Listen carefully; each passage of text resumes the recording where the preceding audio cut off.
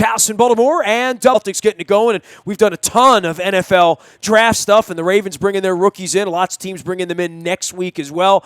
But Major League Baseball still burning here, and certainly these two markets that sometimes don't like each other on the Redskins-Ravens side, or even for those of us who wear a Caps hat or a Bandit shirt or a Wizards lapel pin, can all agree that baseball is pretty good too right now here in the corridor. Orioles going well, the Nationals going even better than that, and considering they don't have a whole lot of competition going on right now, we're going to talk some Major League Baseball right now with one of our recurring guests out of the Windy City, where they still have hosted the most recent parade. He is Seth Gruen. He does all things baseball at Bleacher Report. He's a contributor there as well as in Chicago, where he does a podcast. You can follow his journey at Seth Gruen out on Twitter. What's going on, man? The Cubbies keeping you up late at night out there with that Yankees thing. I fell asleep about 12:15. I think it was the 14th inning when I had to go nighty-night and catch a plane to Pittsburgh next day for Game 6, but felt like they were going to continue to play. That's not a bad thing for baseball, but I don't know how many people were awake watching it, right? Yeah. I certainly didn't stay up for that one, but I could tell you that the Cubs are scuffling right now, and given the fact that their starting pitching has struggled, there is some cause for concern because you consider the fact that they're relying on a lot of guys over 30, and I think there needs to be at least that little sliver of doubt as to whether or not they're going to be able to bounce back, because we all know Father Time is undefeated, so at some point the quality of the starting pitching is going to take a precipitous drop. Now, I don't think that is now, but that's some point in the future, so you just hope that they'll be able to right the ship. For the Orioles and the Nationals to be getting together in the middle of the Capitals in this crazy series with the Penguins, obviously the Celtics and the Wizards have been pushing each other around as well. We got the Preakness here next week too, so horse racing's trying to find its little place. But Baltimore versus Washington is never a tough sell around here. Certainly a lot of people on the Washington side wearing split jerseys, split allegiances. Nobody in Baltimore gives a rat's patoot, quite frankly, about the Washington Nationals. I mean, the games are on simultaneously. They're one channel away, and I can't honestly say that I see a whole lot of Johnny Holiday this time of the year when it's not Maryland basketball season. But you're in a place where there's all sorts of weird split allegiances with Big Ten teams and the Cubs and the White Sox and who is and who isn't. But Cubs-White Sox still stops traffic, but not very often. I think a couple of years ago there was one of those first place versus first place things. That's not going to be happening too much anytime soon. At least it appears on the White Sox side, where the fade is underway at this point. But the Washington Nationals are as good as any team in Major League Baseball. You see this pitching, you see the way they've hit the ball, and you say, well, where are they going to get a bullpen? And with the Orioles, they sort of put it together with bubble gum and paper clips and all sorts of things this time of the year. But when I see that pitching night after night, Gonzalez, I see Strasburg, I see what Scherzer represents, and also that they're not really going to be challenged in the National League East from what it appears right now, that the Nationals are going to have a nice summer here from what I see. Yeah, you would have thought that the Mets would have been able to push the Nationals in that division a little bit more, but, as you alluded to, that appears as if it won't be the case, and that NL East may end up being the easiest division in the National League. I think last year it was the NL Central just because the Cubs dominated, but I think the quality of every team in the NL Central has risen, while the quality of a lot of the teams over in the NL East has dropped, with the exception of the Nationals. And I think in terms of Baltimore and Washington playing, that series has a lot of juice this year, because you're looking at two teams that could easily be in the playoffs, and if those two teams can make the playoffs, well, you could easily have, I don't know, the highway that runs in between or what line of public transportation, but you could have some sort of World Series. We'd call it the Red Line Series in Chicago. I don't know what you guys would call it out in the D.C., Baltimore metro area, but certainly I don't think it's unreasonable to consider that possibility. At 21-10 for a start for the Orioles, and the Yankees at 20-9 and being contended with, and I think everyone still knows Boston's going to be heard before this is over with. Are you ready at this point, Seth Gruen, to say that the Orioles are back in this thing and are really going to win 90, 95 games this year and roll this thing? I mean, a lot of it's going to be about the pitching, but boy, Bundy looks like an is, not a coming, right? Yeah, I was going to say that. I think Bundy's been awesome. He finally looks like the ace they expected him to be when they took him with, I think, what was it, the 5th overall pick? Yeah, I mean, they've had these lottery picks with him and Machado and other guys after, quite frankly, a quarter of a century of drafting first-round draft picks that aren't even as good as Matt Wieters was. Yeah, and look, and Wieters wasn't all that great. I think he certainly didn't live up to the hype. But, look, that AL East is almost a league unto itself. And I don't mean necessarily the quality of the play is so much better, but actually I take that back. The quality of the play is a lot better top to bottom. It's the most competitive division in baseball. All those games matter. So I think it's a rarity in sports when you see a division that's that up in the air where there's a lot of parity and a lot of high-level parity. I think that the Yankees, Red Sox, and Orioles are all elite teams and really could beat any team in Major League Baseball in a 7-game series. So, I find myself, I got the MLB package, and I find myself watching those division games because I find them so compelling. I think the Yankees are for real. I think the Orioles are for real. And we all know what the Red Sox look like on paper. So that division to me is outstanding. He is Seth Gruen. He covers all things baseball out in the Midwest, but all around. He also does a podcast. Tell everybody about your podcast, because I know that's a growing thing for you and for a lot of folks out there. I do about 40 podcasts a week in the Buy a Toyota Audio Vault. So, I never stop talking Baltimore sports. But, I think when folks like you get together and do 1 or 2 or 3 a week or whatever it is, you're trying to really sort of drill down on some good stuff. Yeah, right now we're once a week, and I'm doing a podcast called Big Ten Unfiltered. And, being here in Chicago, I've come to recognize there's just a lot of Big Ten fans. And it really, really runs deep as it runs in the SEC. I just think that in Big Ten country, we have some other competing interests as far as sports are concerned. There's a lot more a professional presence when it comes to professional sports. But, come Saturdays, I see a lot of Iowa and even Maryland here in Chicago. Maryland, Nebraska, Illinois, Indiana, on shirts. And just wanted to deliver some kind of content that served those people. And certainly, obviously, it's applicable to you guys out in Baltimore with Maryland. And we usually have a player on every week. And looking forward to maybe having a Maryland student-athlete on in the coming weeks. And would appreciate everybody searching it on iTunes and Google Play and subscribing and rating and reviewing it and let us know what we're doing right, what we're doing wrong, and what you want to see. And you can also listen to the podcast on the vSporto website. They're the people who put it together. That's the word sport, the letter O.com. So lots of ways to consume the thing, and hopefully it'll take off. Seth Gruen joining us here from Bleacher Report. You can find him at Seth Gruen out on Twitter as well. We had the beanball thing last week. Obviously, the racial thing with Adam Jones, who goes from wearing red, white, and blue, 5 weeks ago to now putting himself into the middle of the hot takes last week. That we had some, some Kurt Schilling hot takes. So it's always reached the bottom of the gutter at that point. But I'll tell you, the beanball thing as the backdrop of Orioles Red Sox, Machado as the backdrop of intended person, Chris Sale now involved in this. And, I said this last week, Machado's going to go off and play somewhere else 2 years from now, I think, based on all this massive money and everything we feel. And that's another sideline of this Bryce Harper, Manny Machado sort of week we have in progress right now, is who's going to sit where. But in the case of Machado, the Red Sox not liking him, the Royals not liking him, the Blue Jays not liking him, the old A's and the Donaldson thing, he's become targeted to some degree. And part of that is his talent, part of that is the bravado, part of that is he's always sort of in the middle of this stuff. But the beanball thing in general and how it gets adjudicated made its way to the press box in Pittsburgh for me in the middle of Game 4 when, 78-mile-an-hour curveballs now get you thrown out, as Gosman found out last week. They've been trying to police this thing for 100 years, and the players have always wanted to police it. Manfred wants to get involved in this and has to get involved, quite frankly. And, the Orioles came up on the short end of the stick last week. They got the extra 2 minutes in the sin bin, if you will. Yeah, well, look, it's a similar I think the Adam Jones thing is an entirely separate issue. Sure. In terms of the beanball stuff, I think you've got a lot of things at play here. Number one, I think the players recognize what I alluded to just a few minutes ago, and that this division is going to be very, very close, and each and every game matters.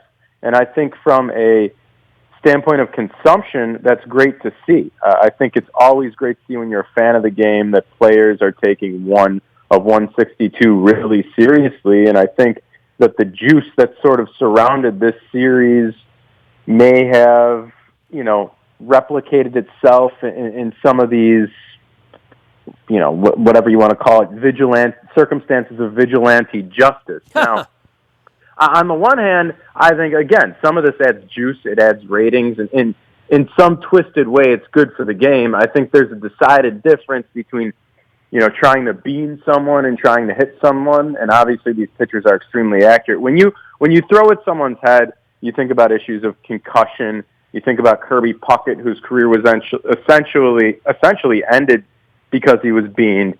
So I think that's a very, very dangerous circumstance. I think we'll continue for the next several years to have this conversation as to whether or not players should be policing the game, and they have it in hockey to some extent too with all the fighting. But the bottom line is, if you're the commissioner in baseball, you're concerned about the optics of this, especially with all of the recent information that we've learned and received regarding concussions and head injuries. You don't want a guy throwing cheddar around a guy's skull. He is Seth Gruen. You can follow his journey out on Bleacher Report as well as at Seth Gruen out on Twitter, talking all things baseball.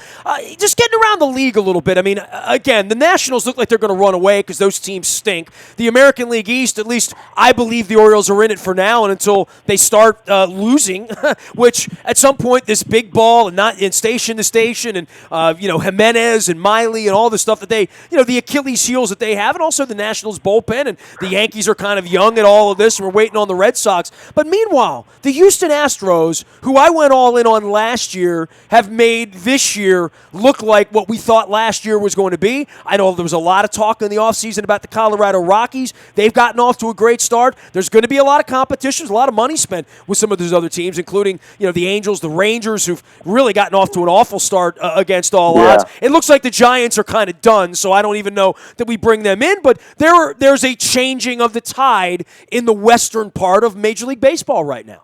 Yeah, to some degree. I think I expected this out of the Astros. They made more moves than anybody this offseason, and they have their ace back. Dallas Keuchel looks like the ace he did and the Cy Young candidate he did in 2015. Beyond that, I expect the Rangers to bounce back. The other day, somebody I do a TV show with in Chicago brought up to me the idea of potentially the Cubs acquiring Yu Darvish. I don't know if the Rangers are going to be so ready to ship him off. But yeah, I mean, look, the Astros are cruising right now. They're the odds-on favorite. But, that said, I still out in that AL West, expect the Rangers to contend. Now, I heard a little NL West talk in there too. And when all's said and done, I still expect the Dodgers to be that team. Though, I think what you said is largely accurate in that there's a little bit of the changing the guard. I think we expected the Rockies to be more competitive this year, and certainly they could challenge for one of those wild card spots. But I expect it to be one of the blue bloods of the recent years to come out on top there.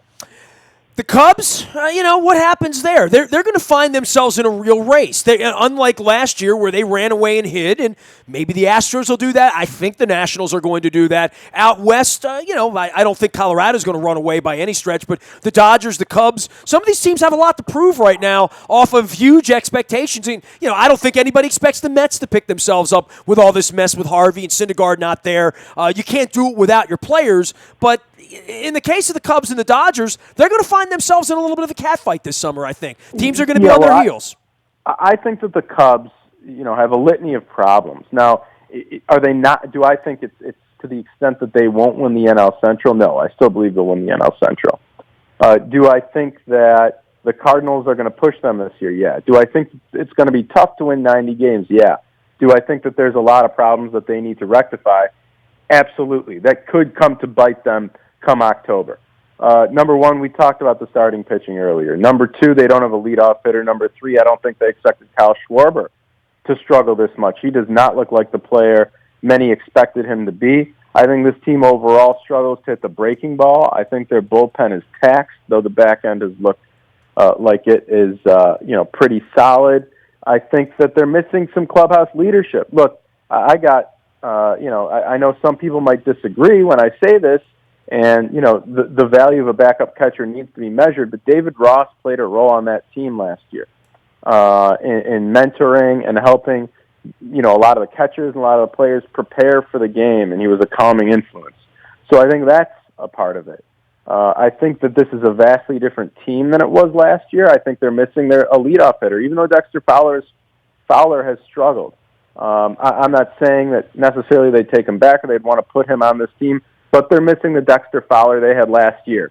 I remember he started out like hitting 400, and that was one of the reasons they got off to a hot start.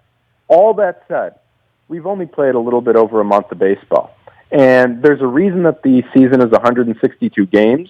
The Cubs last year played the month of July below 500. So teams go through these kinds of stretches, except this is all we have from which to judge this current Cubs team. But I will give you one stat, that yesterday they had the same identical record as the 2015 team at this point in the season. And we know that 2015 team went on to win, 92 or 93 games. The number slips my mind right now, but you get the point.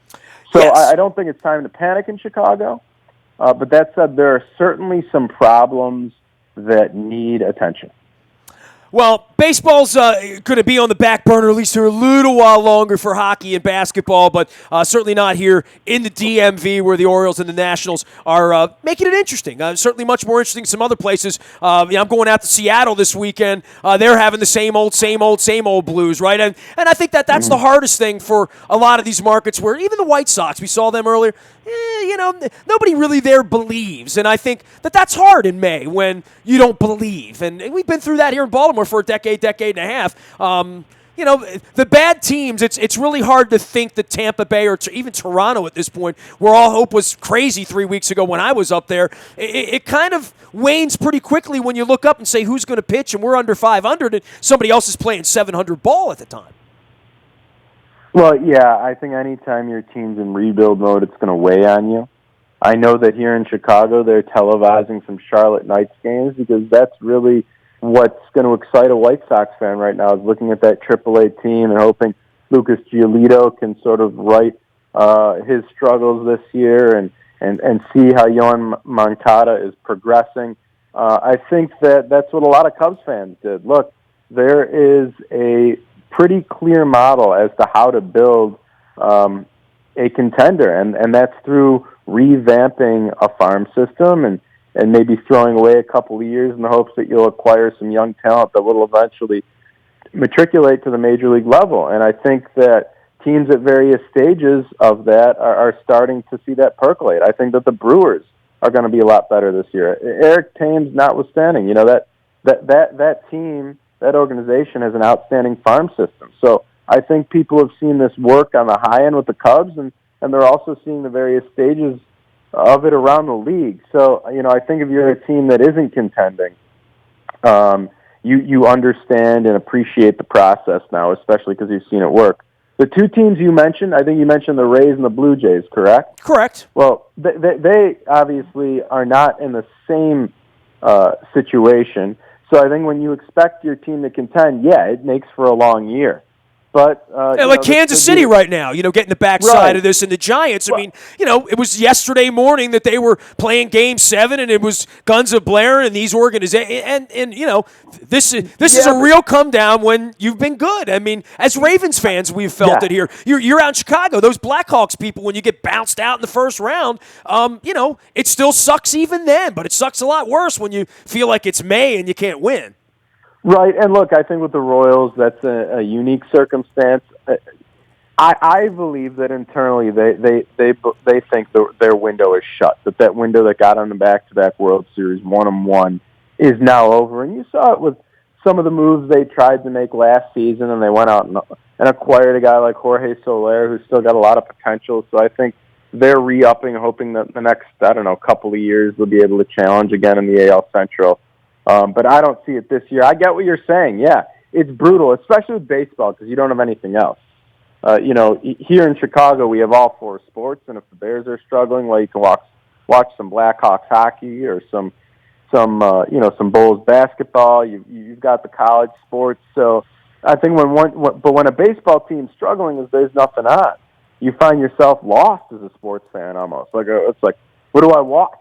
Do I look at highlights of Ravens minicamp or OTAs? Do I get excited for my college football team, which really doesn't start until August? So it can make for a long summer of sports watching if your baseball team struggled. But in your case, in the D.C. Baltimore metro area, I don't know if they're playing any better baseball in a confined space than over there on the East Coast. If we can have our relief pitching with the Nationals, I think we'd be okay at this point. But alas, we'll wear the orange, they'll wear the red, and the little Walgreens hats that they run around in. And we'll see if this I-95 Parkway thing happens later. I would call it the Masson World Series because I think it would start to shed light on where all the money's gone the last 15 years. That's what I would like to see said.